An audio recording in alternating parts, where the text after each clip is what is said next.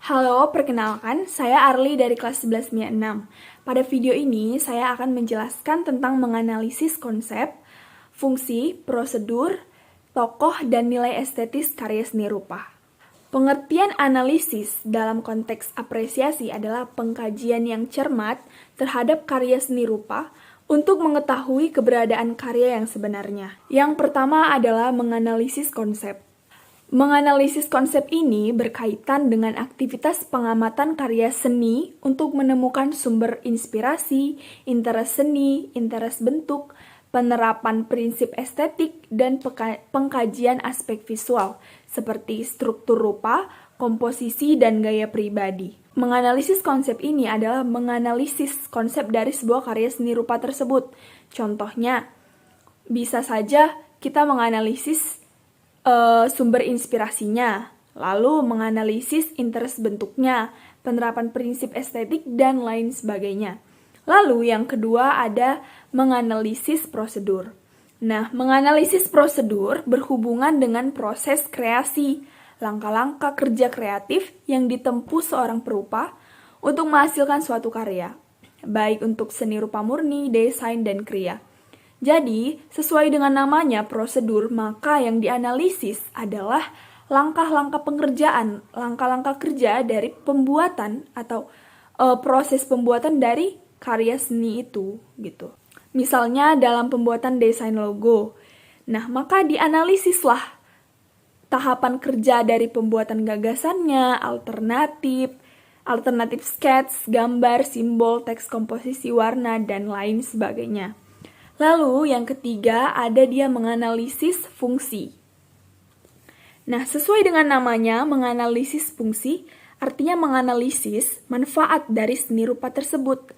Namun, manfaatnya tadi perlu diingat sesuai dengan konteks tertentu. Jadi, manfaat atau fungsi daripada karya seni rupa ini berbeda-beda tergantung orangnya.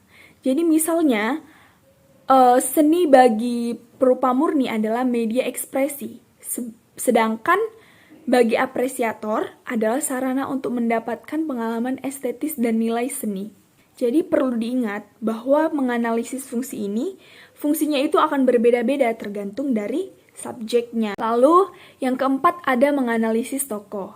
Nah, menganalisis tokoh ini adalah pengenalan akan tokoh-tokoh perupa murni, baik itu pelukis, pepatung, pegrafis dalam lingkup lokal, nasional, dan internasional.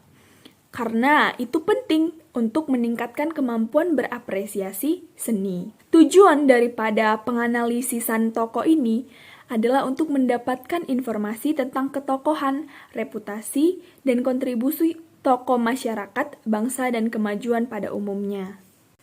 Hal tersebut dimaksudkan untuk mengembangkan rasa empati sehingga kepekaan dan pengetahuan kita dapat memicu rasa kagum akan prestasi dan jasa-jasa para seniman. Nah, yang terakhir adalah nilai estetis. Nilai estetis itu secara teoris dibedakan menjadi 1. Objektif atau intrinsik dan 2. Subjektif atau ekstrinsik. Nilai objektif khusus mengkaji gejala visual karya seni. Aktivitas ini mendasarkan kriteria ekselensi seni pada kualitas integratif tatanan formal karya seni. Sedangkan nilai subjektif kita peroleh dari pengalaman mengamati karya seni, misalnya tentang pesan seni dan nilai keindahan berdasarkan reaksi dan respon pribadi kita sebagai pengamat. Nah, jadi secara sederhana bisa kita katakan bahwa nilai estetis itu tadi ada 2. Yang pertama, objektif dan subjektif. Kalau yang objektif, dia itu menilai berdasarkan ekselensi seni pada kualitas integratif tatanan formal karya seni. Jadi, penilaiannya itu mutlak gitu. Nah, kalau dia subjektif, dia itu tergantung orang yang melihat karya seni rupa tadi. Jadi tentulah dia itu bersifat relatif. Jadi setiap pengamat atau apresiator dari karya seni tersebut akan memiliki nilai subjektif yang berbeda tentunya. Sekian video penjelasan dari saya. Ada kurangnya mohon dimaafkan. Terima kasih.